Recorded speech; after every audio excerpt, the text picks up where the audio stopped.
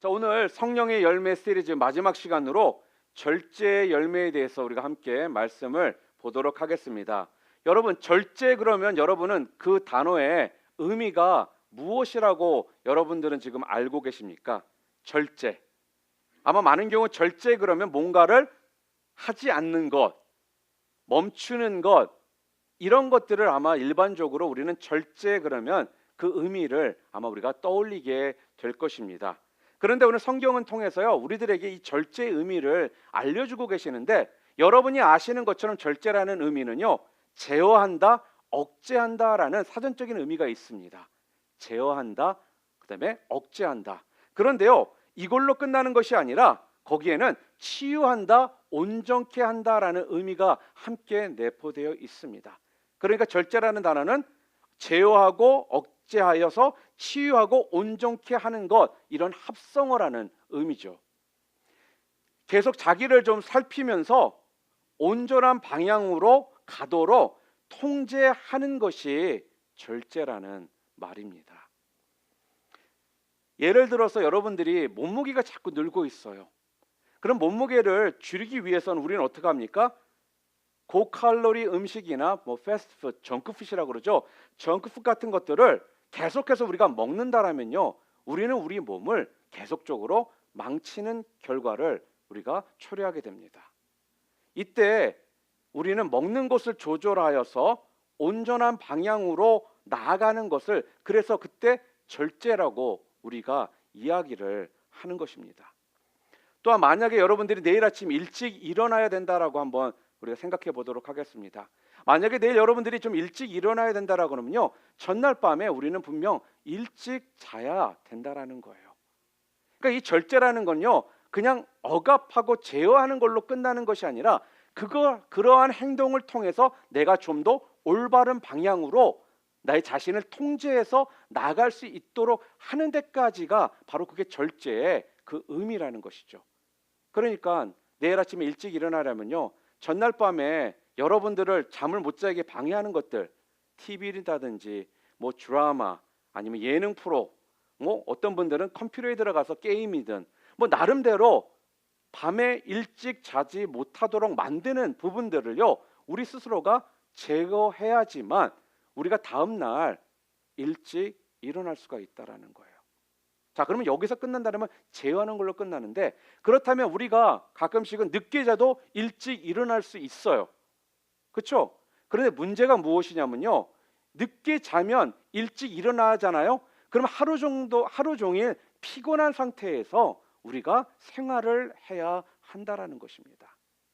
그런데 여러분들이 일찍 자고 일찍 일어난다라면 하루가 피곤한 것이 아니라 정상적으로 굉장히 프레시된 모습 가운데 생활을 할 수 있기 때문에, 여러분들이 내일 아침 일찍 일어나야 된다면 이런 부분에서 우리가 나를 방해하는 것들을 다 제거하는 것이 바로 절제라는 말씀입니다. 그래서 절제라는 이 말은요, 영어 성경에 보면 뭐라고 나와 있습니까? 절제라는 이 말이 영어 성경에 뭐라고 나와 있죠? self-control, 이렇게 나와 있습니다. self-control. 자기 스스로가 통제하고 조절한다라는 그런 뜻이 self-control입니다. 내 스스로가요, 통제하고 조절하는 것, 통제해서 조절해서 올바른 방향으로까지 가게 만드는 것이 self-control이라는 겁니다. 그런데 도대체 우리가 무엇 때문에 이렇게 해야 될까요? 바로 여러분과 제가 보다 온전한 사람이 되기 위해서 우리는 self-control이 우리 가운데 필요하다는 것이죠. 그래서 체중 조절을 하고 식사 조절을 하고, 또한 인터넷이나 게임이나 TV나 이런 시청 조절을 하고 시간 조절을 우리가 하는 것이라는 것입니다. 자, 그런데 우리는요, 이런 자기 통제 능력이 없습니다. 안타깝게도요. 살이 찌고 있는데도 우리는 어떻습니까? 그 유혹을 못 이겨서요, 또 먹습니다. 살을 빼야 된다고 하면서도 끝까지 이 핑계 저 핑계 대면서 익스큐스를 만들어서 계속해서 먹더라는 거죠. 우리는 이렇게요, 내 스스로가 자기 통제 능력이 없어요. 아침잠이 분명 많은 것을 본인 스스로가 알고 있음에도 밤 늦게까지 내 스스로를 다른 것을 통해서 내버려 두기 때문에 당연히 다음날 아침에 나는 못 일어나게 되는 것입니다. 마음은 일찍 일어나야지라고 생각을 가졌음에도 불구하고, 그리고 다음날 일찍 일어나기 위해서 알람 클락까지 맞춰놨는데도 우리가 어떻습니까? 알람 클락을 꺼버리고 다시 잠이 듭니다. 혹시 사랑하는 성도 여러분, 여러분들의 삶 가운데 여러분에게 통제선이 지금 무너져 가지고 지금 여러분의 삶이 좀 엉망이 되고 있다라고 생각이 되어지시는 분들이 혹시 있으십니까? 그런데요, 이것이 어떤 한 사람만의 이야기가 아니라 많은 사람들의 이야기라는 것이고, 많은 사람들이 똑같이 고민하고 스스로가 안타깝게 여기는 부분이라는 겁니다. 왜냐? 절제는요, 절대로 내 힘으로는 되지를 않기 때문에 그래요. 여러분이 아무리 노력하고 여러분의 힘으로 해보려고 해도요, 이 절제라는 것이 여러분의 힘으로 되질 않는다라는 겁니다. 그래서 성경은요, 절제를 무엇이라고 얘기합니까? 성령의 열매라고 말을 하는 겁니다. 이 말은요, 절제는 성령의 능력으로 되는 것이기 때문에, 그래서요, 내 삶에 통제 능력이 생겨서 뭔가에 우리가 집중하는 삶이 되기를 진짜로 원한다라면요, 먼저 우리는 성령 충만함을 받아야만 되는 것입니다. 성령 충만함이 없이는 성령의 열매를 우리가 맺을 수가 없는 것이죠. 오늘 본문 24절 우리가 함께 좀 볼까요? 우리 함께 읽겠습니다. 운동장에서 다름질하는 자들이 다 달릴지라도 오직 상을 받는 사람은 한 사람인 줄을 너희가 알지 못하느냐? 너희도 상을 받도록 이와 같이 다름질하라. 지금 오늘 본문 말씀은요, 우리의 신앙생활을 지금 무엇으로 비교를 하고 있냐면요, 바로 운동 경기라고 이야기를 하고 있습니다. 여러분과 제가 신앙생활하고 있잖아요. 이 신앙은 바로 운동 경기와 같다라는 겁니다.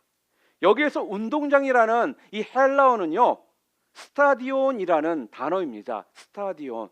여기에서 여러분과 제가 쓰고 있는 영어의 단어 스테디움, 이 스테디움이 나온 것이거든요. 당시 고린도에는요, 3년에 한 번씩 이스트미안 경기가 열렸다고 합니다. 이것은 올림픽 다음으로 규모가 컸던 그런 경기였거든요. 주로 경마와 격투기 등의 경기가 진행이 되었었습니다. 이때 상을 받는 사람은요, 딱 한 사람, 1등을 한 사람만 받았다고 합니다. 그러니까 이 경기에서 2등, 3등은요, 아무 의미가 없었던 것입니다. 오늘 말씀에 그래서 24절에 너희도 상을 얻도록 이와 같이 다름질하라 이렇게 말을 해요. 이 말씀은 우리의 인생의 목적이요, 바로 최후의 상급을 받는 것에 있음을 알아야 한다라는 것입니다. 인생의 진정한 성공은요, 바로 최후의 성공에 달려있는 것이다라는 거죠. 그러니까 지금 여기에서 여러분과 제가 성공을 했다라면 그것은 진정한 성공이 아닌 것입니다. 마지막까지 우리가 끝까지 잘 달려서 천국에 들어가고요, 또 하나님의 칭찬과 상급을 받는 것이, 그것이 진정한 성공이다, 지금 그렇게 이야기를 합니다. 여러분, 이 성공을 위해서 우리가 살아야 한다라는 거예요. 최후의 상급을 위해서 천국에 들어가고 하나님으로부터 칭찬과 상급을 받기 위해서 우리는 살아야 한다. 지금 사도 바울은요, 굉장히 정확하게 클리어하게 여러분들에게 빙빙 돌려서 이야기를 하고 있질 않아요. 자, 그렇다면 이런 성공을 위해 우리가 살려면요, 어떻게 우리가 살아야 한다라는 말일까요? 25절 말씀 함께 읽겠습니다. 이기기를 다투는 자마다 모든 일에 절제하나니 그들은 썩을 승리자의 관을 얻고자 하되 우리는 썩지 아니할 것을 얻고자 하노라. 진정 승리를 원한다라면 무엇을 하라고 이야기해요? 지금 절제하라. 그렇게 이야기를 해요. 절제하라. 누구든지 우승을 향해서 달리는 데는 온 힘을 분명 쏟기 위해서 우리가 모든 것을 좀 절제해야 합니다. 당시 헬라 사회에서는요, 운동선수는 절제해야 한다라는 이런 격언이 있었다고 합니다. 이 자리에 있는 분들 가운데 예전에 운동을 좀 해본 분이나 또 운동했던 친구들을 보면요, 그들이 자기 분야에서 최고의 선수가 되기 위해서 그들은 운동도 철저하게 제 시간에 맞춰서 하고요, 일어나는 시간도 제 시간에 맞춰서 하고요, 먹는 것도 절제하면서 꾸준하게 그들이 할 때 어때요? 그들이 자기의 분야에서 성공을 하든지 또한 모든 사람으로부터 인정을 받는 그런 선수가 되더라는 거예요. 이 말은요, 자기가 자기 자신을 정복해야 한다라는 뜻입니다. 다른 선수들을 정말로 여러분들이 이기기를 원한다면요, 내 자신을 먼저 이겨야 한다라는 거예요. 작년에 리우 올림픽이 있었잖아요. 브라질에서요. 그때 여러 가지 이슈들이 참 많았습니다. 작년엔 특별히요. 그 중에 가장 또 큰 이슈 중에 하나, 그 중심에 있었던 선수가 하나 있었죠. 여러분이 잘 아시는 박태환 선수입니다. 이 선수는요, 우리나라 수영의 대들보 같은 선수였습니다. 그리고 작년 말고 4년 전에도 이 선수는 대회에 나가서 우승도 했고 금메달도 땄고 은메달, 동메달 이런 거를 땄던 선수였기 때문에 많은 사람들의 기대가 그 선수를 향해 있었습니다. 그런데 여러 가지 어떤 이유 때문에 그 선수가 제대로 운동도 하지 못하고 또한 여러 가지 어려움 가운데 있다 보니까 작년에 우여곡절 끝에 마지막에 올림픽에 출전할 수 있는 기회를 부여받고 대회에 나갔습니다. 그런데 올림픽에 나가서 우리는요, 박태환 선수가 대회에 나가면은 이 선수가 예선을 통과하는 것에 목적을 두지 않습니다. 이 선수가 결선에 올라서 3등 안에 드는 것을 위해서 우리가 응원하고 또 그것을 위해 우리가 많은 어떻게 보면 치어링을 하잖아요. 그런데 여러분이 아시는 것처럼 작년 리우 올림픽에서요, 박태환 선수는요, 모든 자기가 출전했던 경기에서 예선 탈락을 했습니다. 왜 이렇게 됐을까요? 분명 이런 이유 저런 이유를 우리가 분명 댈 수는 있을 것입니다. 그런데 근본적으로요, 결국 자신과의 싸움에서 졌기 때문에 리우 올림픽에서 그러한 결과를 얻을 수밖에 없었다라는 겁니다. 그런데요, 박태환 선수는 그걸로 그냥 끝냈던 것이 아니에요. 리우 올림픽 후에 그 실패를 경험한 이후에 초심으로 돌아갑니다. 그리고는요, 차근차근 부활의 발판을 놓아가더라는 거예요. 그리고선 최선을 다해서 준비를 합니다. 그리고 결국 올해 여러 대회에 나가서 예전의 그런 실력 같은 모습을 보여주며 우승을 하더라는 것입니다. 결국 자기와의 싸움에서 그가 이겼던 것입니다. 그 싸움에서 이겼기에 바로 그가 우승을 할 수가 있었던 것입니다. 이게 바로 절제라는 말씀입니다. 지금까지 내가 즐기던 것, 그 모든 것들을요, 절제하고 오직 승리하겠다라는 하나의 목표를 갖고 집중하는 능력이 바로 절제라는 말씀이에요. 집중해야 할 때 우리가 집중할 수 있는 능력, 바로 이러한 능력이 바로 절제의 능력입니다. 혹시 요즘에 집중력이 좀 떨어져가지고 그것 때문에 고민하시는 분들 혹시 계십니까? 또 어떤 중요한 일을 준비해야 되는데 집중력이 떨어져서 집중이 잘 되지 않고 계시는 분들 계십니까? 또 어떤 분들 가운데 코앞에 날짜가 다가왔음에도 불구하고 집중이 되지를 않는 분들이 계십니까? 그렇다면요, 그 모습은 바로 자기 통제 능력이 떨어졌기 때문에 지금 그렇다라는 겁니다. 나에게 주어진 그 목표를 향해서요, 집중할 수 있는 그 능력이 절제의 능력인데 바로 그 능력이, 통제의 능력이 떨어졌기 때문에 요즘 집중하지 못한 채 모든 것들이 좀 흐지부지 되고 있는 이런 결과들을 보게 된다라는 거죠. 그런데 우리가 마음 가운데 그렇구나. 오늘 말씀처럼 이 절제의 능력이 이렇게 중요하고 또 이 절제의 능력을 나도 분명히 깨닫고 이 열매를 맺어야겠다라고 우리가 생각을 합니다. 아마 전에도 분명 그러한 결단과 생각을 하셨던 분들이 분명 있을 거예요. 그런데 어떻습니까? 그때 그 생각이 지금까지 계속적으로 지속되어 오고 있던가요? 많은 경우 그렇지를 못합니다. 그런데 도대체 왜 그렇게 될까요? 마음은 분명히 있는데 왜 내 결과는, 내 모습은 그렇게 되지를 못하냐 하는 겁니다. 바로 그것은요, 우리가 다 하려고 하기 때문에 그렇다라는 거예요. 챙겨봐야 될 드라마도 꼭 챙겨봐야 되고요, 예능도 꼭 다 챙겨봐야 되고요, 여행도 해야 되고요, SNS도 다 관리할 거 다 관리하면서 다 어떻게 돌아가고 있는지 그것도 체크해야 되고요, 또 잠도 자야 되고요, 또한 영화도 봐야 되고요, 운동도 해야 되는 것입니다. 집중해야 할 때 자꾸 다른 것도 함께 하려고 하기 때문에 절제의 능력이 우리를 통해 흘러가지를 않는다라는 거예요. 그래서 안 되는 겁니다. 신앙생활에도요, 분명 이러한 모습이 있습니다. 세상적인 모든 것을 절제하면서 신앙생활에 집중을 해야 되는데 세상적인 모든 것을 다 하면서 신앙생활을 하려니까 우리의 신앙이 어떻습니까? 항상 늘 시간이 부족하게 되더라는 거예요. 문제는요, 신앙을 우선으로 생각하면서 세상의 삶에 열심을 다해야 되는데 세상의 삶에 열심을 다하다 보니까 우리의 신앙은 점점 엉망이 되어 가더라는 거죠. 물론 여러분, 신앙생활만 열심히 하다가 세상 생활이 엉망이 되는 것도 어떻게 보면은 절제가 안 돼서 그러는 것입니다. 자, 그런데 중요한 것이 무엇인 줄 아십니까?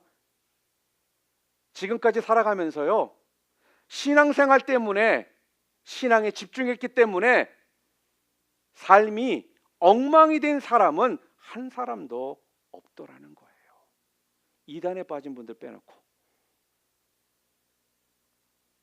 여러분, 대부분의 우리의 일이나 세상 삶 때문에요, 신앙이 엉망이 되는 상태가 대부분이지, 우리가 신앙생활을 잘했기 때문에, 신앙에 집중했기 때문에 우리의 삶이, 세상적인 삶이 엉망이 되지는 않는다라는 거죠. 그렇기 때문에 지금 여러분들이 오늘 본문 말씀을 통해서 우리가 할 수 있는 게 무엇이냐? 그렇기 때문에 내가 절제가 되지를 않았구나 라는 이 사실을 우리는 분명히 기억해야 될 것입니다. 우리가 세상에서 열심히 살아야 하지만 그것만이 전부인 것처럼 살아서는 안 되는 것입니다. 반드시 절제가 우리에게 필요합니다. 절제하지 않으면요, 결국은 내 신앙은 무너질 수밖에 없습니다. 오늘 보면 25절에 뭐라고 얘기합니까? 그들은 썩을 승리자의 관을 얻고자 하되 우리는 썩지 아니할 것을 얻고자 하느니라, 이렇게 이야기를 해요. 우리의 목표는요, 썩지 아니할 면류관이라는 것입니다. 그런데 세상 사람들은요, 썩을 면류관을 위해서도 저렇게들 열심히 사는데 우리는 그것보다 더 높은 목표를 가지고 있지 않느냐라면서 우리에게 지금 말씀을 하고 있습니다. 그렇다면 사랑하는 성도 여러분, 절제하는 삶이란 도대체 어떠한 삶을 이야기하는 걸까요? 절제하는 삶이 도대체 무엇입니까? 우리 본문 오늘 26절 또 함께 읽겠습니다. 그러므로 나는 다름질하기를 향방 없는 것 같이 아니하고 싸우기를 허공을 치는 것 같이 아니하며, 이렇게 이야기를 해요. 사도 바울은요, 지금 자기가 걸어왔던 자기의 삶을 지금 간증을 하고 있는 거예요. 내가 이렇게 절제하며 살아왔다라는 것을 지금 우리에게 간증하면서 지금 말씀하고 있다라는 겁니다. 제가 정말 바라기는요, 우리 사랑하는 여러분 모두가요, 진짜 여러분의 삶에 대해서 이렇게 내가 절제하며 살아왔다라고 뿌듯하게 강증할 수 있는 여러분 모두가 되시기를 주님의 이름으로 축복합니다. 오늘 본문에요, 다름질한다라는 말과 싸운다라는 말이 지금 다 나옵니다. 당시 유명했던 두 경기가 있었습니다. 하나는 달리기 경기였고요, 또 다른 거는 격투기 경기였어요. 지금 오늘 본문에서 말하는 것이 이 두 경기를 지금 의미하면서 말씀하고 있거든요. 달리기와 격투기. 여러분, 달리기를 할 때 목표 없이 아무 방향으로 달리지를 않지 않습니까? 우리가 달리기를 하면 골인점을 향해 달려갈 때 우리가 우승을 할 수 있는 거고, 또한 그 목표점에 다다라서 우리가 달리기를 멈추게 되는 겁니다. 그런데 만약에 우리가 방향과 다른 방향으로 달린다면, 골인점과 다른 방향으로 간다면 아무리 여러분들이 뛰어가도 여러분은 절대로 목표점에, 골인점에 도달할 수가 없다라는 거예요. 또한 격투기를 할 때도 장난삼아 우리는 우리의 팔과 다리를 휘두르지 않습니다. 무슨 말씀이냐? 분명한 목표 의식을 가지고 살아가는 것이 절제한다라는 그 의미라는 거예요. 절제하는 삶이란 곧 분명한 목표 의식을 가지고 살았다라는 말입니다. 예전에 축구도 좋아하시죠? 아직까지 우리 남자 형제분들은 아마 기억들 하실 거예요. 우리나라에 예전에 축구 국가대표 선수 중에 설견이라는 선수가 있습니다. 다들 아시죠? 이 설견 선수가요, 열심히 공을 차면서 몰고 갔습니다. 그런데 정신을 차리고 보니까 우리 골대로 공을 열심히 물고 차고 들어갔던 거예요. 상대방 골대를 향해 달려가야 되는데 자기 편 골대를 향해 설기현 선수가 달려갔다라는 것입니다. 얼마나 부끄러웠겠습니까? 이 경기가요, 전 세계 위성 중계로 다 중계가 됐었거든요. 아마 설기현 선수는 이 경험을 평생 아마 잊지를 못할 것입니다. 그런데요, 우리가 이런 삶을 살아가는 성도들이 있다라는 거예요. 엉뚱한 방향을 향해 열심히 달려간다라는 겁니다. 달려가긴 열심히 달려가는데 엉뚱한 방향을 향해 달려가는 성도들이 있습니다. 예전에는 저는 굉장히 권투를 좋아했어요. 박싱을 좋아했거든요. 근데 요즘은 예전만큼 박싱이 인기가 없는 것 같습니다. 그 대신 이 박싱을 대신해서 요즘에 많은 사람들한테 인기를 얻고 있는 것이 UFC라는 게 있어요. 이 Ultimate Fight Championship이라 그래가지고 팔, 다리 다 쓰면서 싸우는 거예요. 근데 UFC에서 경기를 하는 거 보면 직격탄 한 대 팍 맞잖아요. 그럼 KO되기 직전에 그 선수의 모습을 한번 여러분들은 보신 적이 있을 겁니다. 직격탄 한 발 맞으니까 힘이 쪽 빠지지만 자기도 모르게 자기의 손은요, 허공을 향해 휘어져주며 쓰러지는 이런 모습들을 아마 여러분들이 경기를 보셨다라면 아마 기억이 나실 겁니다. 분명 휘두르고 있는데 허공에다가 휘두르고 있더라는 거예요. 여러분들이 그래서 분명 목표가 분명해야 된다라는 것입니다. 여러분들이 열심히 휘두르고 있는데 엉뚱한 데에서 허공을 치고 휘두르고 있지는 않은지 우리는 우리의 목표를 분명히 뒤돌아보고 다시금 점검할 필요가 있다라는 것이죠. 여러분이 이 땅에서 무엇 때문에 살아야 되고, 또한 여러분이 이 땅에서 태어나게 하신 하나님께서 우리들에게 부여하신 그 목적이 무엇인지를, 또한 우리 교회가 하나님께서 창립하실 때, 교회를 개척하게 할 때 이 교회를 향한 분명한 목적이 무엇인지를 우리는 절대로 잊지 않아야지만 엉뚱한 방향으로 달려가는 달리기 선수가 안 되고, 또한 허공에다가 팔만 휘두르고 있는 이러한 행동을 안 하는 교회, 성도, 우리 각자의 삶이 된다라는 겁니다. 그렇다면 우리는요, 어떤 목표가 있어야 할까요? 27절 말씀입니다. 내가 내 몸을 쳐 복종하게 함은 내가 남에게 전파한 후에 자신이 도리어 버림을 당할까 두려워함이로다. 어떠한 목표가 우리 가운데 분명 있어야 된다라고요? 바울은요 지금 자기 몸을 쳐서 복종시키는 삶을 살았다라고 지금 간증을 하고 있어요.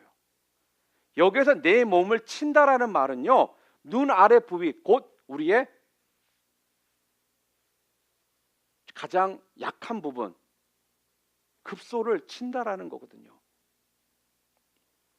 방금 전에 말씀드렸던 것처럼 UFC 그 경기를 보잖아요.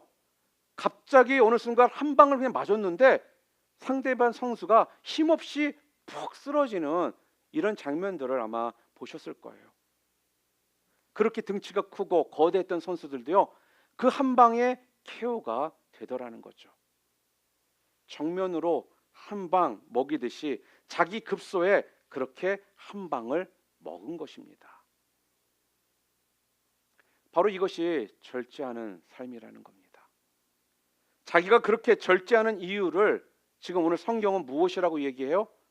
내가 남에게 전파한 후에 자신이 도리어 버림을 당할까 두려워함이로다. 버림을 받는다, 버린다라는 말은요 불합격을 이야기하는 뜻입니다. 불합격됐다라는 뜻이에요. 당시 동전의 무게를 이렇게 달아보아서 합격인지 불합격인지를 가려낼 때 사용하던 표현이었습니다. 내가 절제의 열매를 맺지 않으면 마지막 심판 날에 불합격 판정을 받는다라는 말이에요. 제가 지난번에도 말씀드렸죠. 마지막 심판이라는 건요 그 심판 후에 또 다른 심판의 기회가 있다라는 겁니까? 없다라는 거예요. 끝이라는 겁니다. 그렇기 때문에 마지막 심판이라는 거예요. 여러분이 좋아하시는 세컨드 찬스, 그 마지막 심판 때에는 더 이상 세컨드 찬스는 우리에게 주어지지를 않는다라는 거죠. 그 마지막 때에 불합격 판정을 받을 수도 있다. 그 이야기를 합니다. 마지막 심판 때, 심판 날에 불합격 판정을 받는다라는 건요 천국에 들어간다라는 거예요, 천국에 들어가지 못한다라는 거예요? 천국에 들어가지 못한다라는 거예요. 사도 바울이요 지금 자기는 이러한 공포심이 지금 있다라는 거예요. 여러분 중에도요 내가 과연 구원을 받을 수 있는 합격자인지 불안한 분들 분명 있을 수 있습니다. 그냥 교회 나왔기 때문에? 아니요. 그냥 예배 참석했기 때문에? 아니요. 그냥 내가 섬겼기 때문에? 아니요. 내가 마지막 심판 날에 합격자인지 아닌지를 알 수 있는 방법이 있습니다. 바로 내 입술의 고백만으로는 우리는 알 수가 없어요. 내 삶의 분명한 고백이 분명해야지만 마지막 심판 날에 내가 합격자인지 그렇지 않은지를 알 수가 있다라는 겁니다. 여러분, 내가 지금 어떠한 삶을 살고 있는가를 보면요, 내 입술의 고백이 사실인지 아닌지를 알 수가 있습니다. 하늘 상급을 위해 오늘 절제하는 삶을 살지 않으면요, 우리 모두는 불합격을 향해 지금 가고 있는데도 불구하고 우리는 목표 지점을 향해 달려가고 있다라고 생각하는 자들이라는 거예요. 이 땅에서 우리가 살아가는 분명한 목표가 있는데요, 다른 것들에 한눈 팔다가 결국은 우리는 불합격 판정도 받을 수 있다라는 것을 우리는 알아야 한다. 그러면서 사도 바울은요, 본인 스스로도 여기에 대한 공포심이 있었다라고 지금 이야기를 해요. 내가 남에게 전파한 후에 자신도 도리어 버림을 당할까 두려워함이로다 라면서 사도 바울은 지금 고백합니다. 우리가 신앙생활에 여러분 집중하지 못하는 그 이유가 도대체 어디 있을까요? 분명 이렇게 교회 생활을 하고 신앙 생활을 한다고 하면서도 왜 자꾸 집중을 하지 못할까요? 그 이유는요, 다들 천국에 가고 싶은 마음은 다들 있습니다. 천국에 대한 소망은 다들 가지고 있습니다. 그런데 천국은 놓치기는 좀 아깝다라고 생각을 하면서 그것만 가지고는 만족이 안 된다라는 거예요. 무슨 말입니까? 그것만 갖기엔 사실 좀 시시하다라는 생각을 우리가 갖고 있기 때문에 신앙생활에 자꾸 집중을 하지를 못하고 다른 것에 자꾸 내 마음을 빼앗기게 되는 거라는 거죠. 그러니까 우리는 어떻습니까? 세상도 좀 즐기면서 살아야지, 천국만 들어가는 건 좀 시시하지 않아? 이런 생각을 우리도 모르게 갖고 있습니다. 그래서 우리가 뭘 못합니까? 자꾸 절제를 하지를 못하는 거예요. 즐길 거 다 즐기고 누릴 거 다 누리면서 절제를 하려고 하니까 절제가 안 될 수밖에요. 바로 이게 우리의 모습이라는 것입니다. 그런데요, 마지막 날에 어떻게 될까요? 우리가 주님 앞에 나아갔을 때 주님은 아마 우리에게 이렇게 우리를 판단하실 겁니다. I don't care. Do I know you? 나는 상관없다. 내가 너를 아니? 네가 지옥으로 가는 것에 대해서 나는 비록 네가 울고불고 지금 때를 써도 나는 어떻게 해줄 수가 없다. 그렇게 이야기하실 거라는 거죠. 왜요? 그것이 마지막 심판이기에. 또 다른 심판이 여러분을 기다려주는 것이 더 이상은 아니기 때문에, 더 이상은 거기에 그날에는 세컨 찬스가 우리에게 주어지는 것이 아니기 때문에 우리 주님도 우리를 바라보시며 나는 더 이상 너에게 해줄 것이 없다라고 하실 수밖에 없게 되는 겁니다. 사랑하는 성도 여러분, 그러므로 여러분의 삶 가운데 꼭 절제의 열매를 여러분 맺으며 살아가시기를 바랍니다. 믿음의 삶뿐만 아니라요, 여러분의 직장의 삶에서도, 아니요 여러분의 가정의 현장에서도, 아니요 학교의 현장에서도 절제의 열매를 맺으시기를 바랍니다. 뿐만 아니라 여러분의 언어 생활에서도, 여러분의 먹는 습관에서도, 또한 시간 관리에서도, 또한 물질 관리에서도 절제의 열매가 맺어지시기를 바랍니다. 그러기 위해서 우리가 뭘 해야 됩니까? 절제의 열매는 바로 성령의 열매입니다. 그렇기 때문에 여러분과 저는요, 성령 충만함을 받아서 하나님의 능력을 받아서 살아갈 때에 우리가 절제의 열매를 맺는 삶을 살아가게 될 수 있습니다. 혹시 이 자리에 고민되시는 분들 있어요? 요즘 이상하게 집중력이 떨어졌어. 또 어떤 분들 가운데 내 목표의 그 삶의 그 나갈 방향들을 좀 잃어버리고 방황하고 계시는 분들 또한 계십니까? 절제가 안 되는 사람들은요, 먼저 무엇을 해야 된다라고요? 성령 충만을 받기 위해서요, 하나님께로 나아가야 한다라는 것입니다. 하나님께 나아가실 때 여러분이 성령 충만함을 통해 여러분이 그토록 원하시는 성령의 열매들을 맺는 그러한 삶을 살아가실 수 있게 되는 겁니다. 사랑하는 성도 여러분, 여러분 모두가 성령 충만함을 받으시기를 바랍니다. 특별히 오늘 말씀처럼 절제의 열매를 맺으실 수 있기를 바랍니다. 그래서 오늘 여러분들에게 주어진 삶 가운데 규모 있게 사시고요, 마지막 심판 날에 여러분 모두가 불합격 판정을 받는 사람들이 아니라 합격 판정을 받는 여러분들 모두 되시기를 주님의 이름으로 축원합니다. 그렇다면요, 오늘 말씀을 오늘 전체적으로 성령의 열매 9번째 시간까지 마무리를 했습니다. 그러면서 성령의 열매를 강해를 끝마치면서 엘리사 모건이라는 분이 쓰셨던 책 중에 내 마음의 열매 가꾸기라는 책이 있습니다. 거기에 보면은 9가지 성령의 열매에 대해서 기록을 하고 있는데요. 마지막 부분에 4가지 성령의 열매 가운데 꼭 기억해야 될 것이 4가지가 있다라고 그 책에서 알려주는 게 있습니다. 그 내용을 함께 여러분과 마지막으로 좀 나누면서 오늘 성령의 열매 시리즈를 정리하기를 원합니다.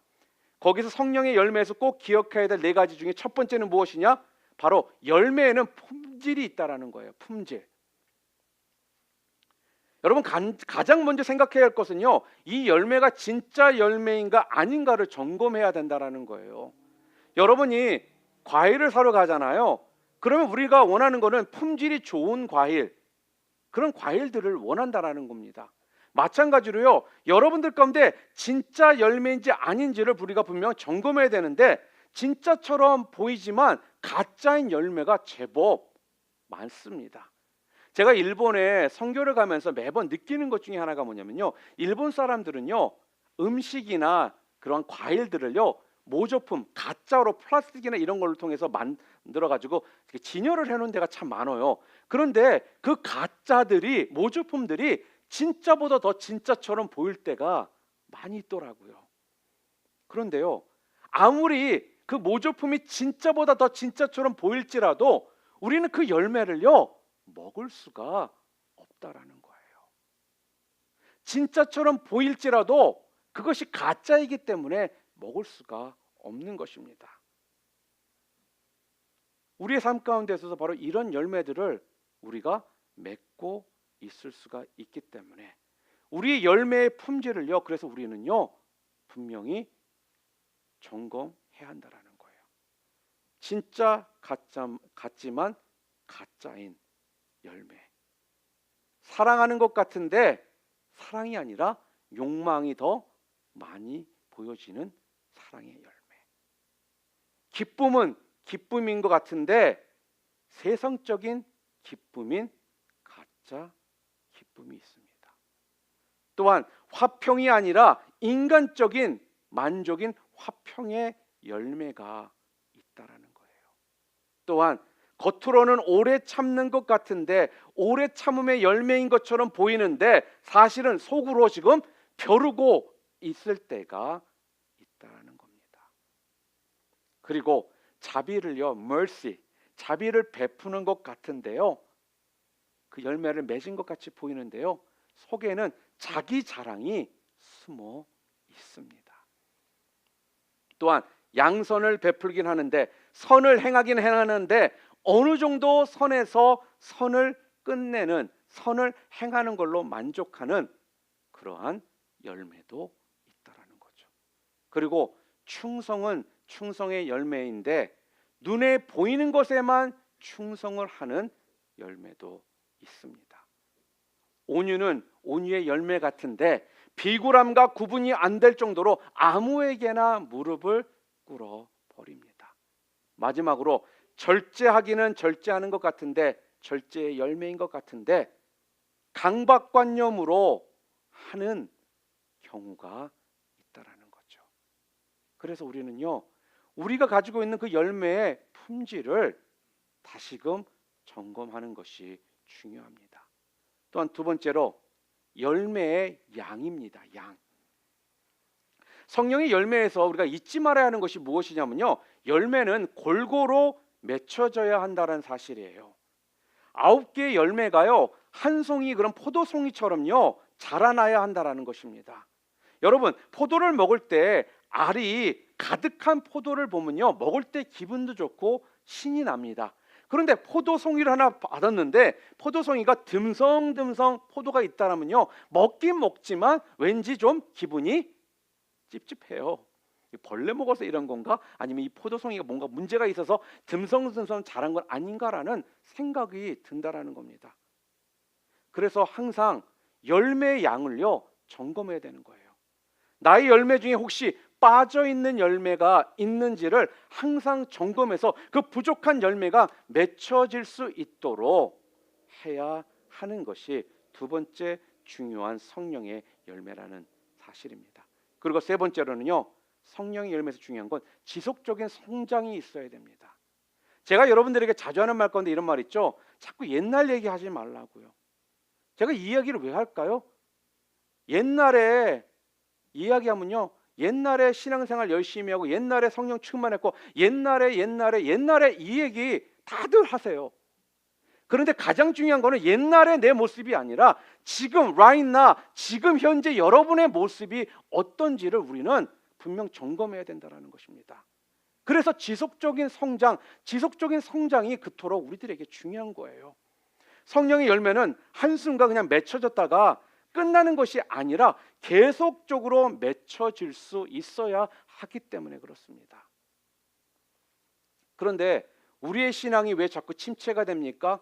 왜 우리의 신앙이 자꾸 무너집니까? 왜 우리가 자꾸 신앙 가운데 자꾸 쓰러지기 시작합니까? 바로 지속적인 성장이 되지를 않았기 때문에 침체가 오는 것이고 또한 무너지는 것이고 우리가 자꾸 쓰러지게 된다라는 거죠. 이런 굴곡이 없이 항상 성령의 열매를 맺고 싶으시죠? 도대체 어떻게 하면 우리가 이렇게 굴곡 없이 지속적으로 성령의 열매를 맺을 수가 있을까요? 그 해답은요, 바로 성경에 나와 있습니다. 시편 1편 3절 말씀입니다. 우리 함께 읽겠습니다. 그는 시냇가에 심은 나무가 철을 따라 열매를 맺으며 그 잎사귀가 마르지 아니함 같으니 그가 이는 모든 일이 다 형통하리로다. 지금 이것은 무슨 이야기를 하고 있냐면 시편 1편 3절은요, 하나님과 우리의 관계를 지금 상징해 주는 표현입니다. 그러니까 나무가 시냇가에 심겨지면 철을 따라 열매를 지금 맺게 된다라는 거예요. 마찬가지로 우리가 주님과 깊은 관계를 잘 유지하는 것이 그래서 중요하다라는 거예요. 계속적으로 주님과 깊은 관계를 우리가 유지하잖아요. 그러면 철을 따라 열매를 우리가 지속적으로 맺을 수가 있다. 지금 그렇게 우리들에게 답을 주시는 겁니다. 사랑하는 성도 여러분, 성령의 열매 이 9가지는요 절대로 인간의 노력으로 맺혀지는 것이 아니라는 겁니다. 여러분이 성령 충만의 결과로 맺혀지는 것이 바로 성령의 열매입니다. 그래서 이 열매가 지속적으로 맺혀지기 위해서는요, 바로 우리 주님과 지속적으로 아름다운 관계를요 여러분이 맺으셔야 한다라는 거예요. 다른 누구와의 관계가 중요한 것이 아니라 바로 우리 주님과의 지속적인 관계가 바로 중요하다라는 말씀입니다. 마지막으로 성령의 열매 네 번째 중요한 것은 뭐냐? 신선한 열매. 바로 신선한 열매가 되어야 된다는 거예요. 우리가 신선한 열매를 맺는 삶을 사는 것이 이토록 중요합니다. 예전에 제가 포도원 근처로 지나가다가 농장에서요 바로 딴 그 포도를 한번 구입한 적이 있습니다. 요 주변에는 주로 뭐 딸기밭이면 이런 게 있잖아요. 그런 데서 구입하면 좀 가격은 좀 비싸요. 근데 굉장히 신선합니다. 농장에서 바로 구입해가지고 그것을 먹었더니 얼마나 신선하고 당도가 높은지 다른 어떤 포도하고 비교할 수가 없더라는 거예요.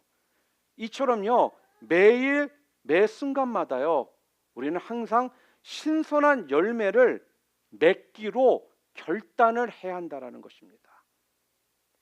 어제의 내 모습이 아니라 오늘은 또 다른 새로운 내 모습으로 주님, 오늘도 올 하루를 시작할 때 신선한 열매를 맺는 그런 하루가 되게 달라고 선포하며 오늘 하루도 또 시작하시는 것이 여러분이 신선한 열매를 계속적으로 맺는 삶이 된다는 거죠. 오늘의 삶 속에서 성령님께서 내 삶에 역사하시잖아요. 그러면요 여러분이 싫어도 우리 가운데 열매가 맺혀지게 된다는 거예요. 그렇기 때문에요 여러분과 제가 매일매일 삶 가운데 어제가 아닌 오늘 가운데 새로운 열매를 맺는 신선한 삶을 살게 해달라고 성령님께 여러분들이 간구하시잖아요. 그럼 성령님께서는 우리를 도와주셔서 여러분이 오늘도 신선한 열매를 맺는 그런 하루를 살게 해 주시는 것입니다.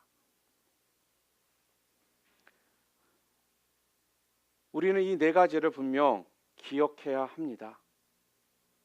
진짜 같은데 아닌 그런 열매가 아닌 삶을 그래서 우리는 살아야 하는 것입니다.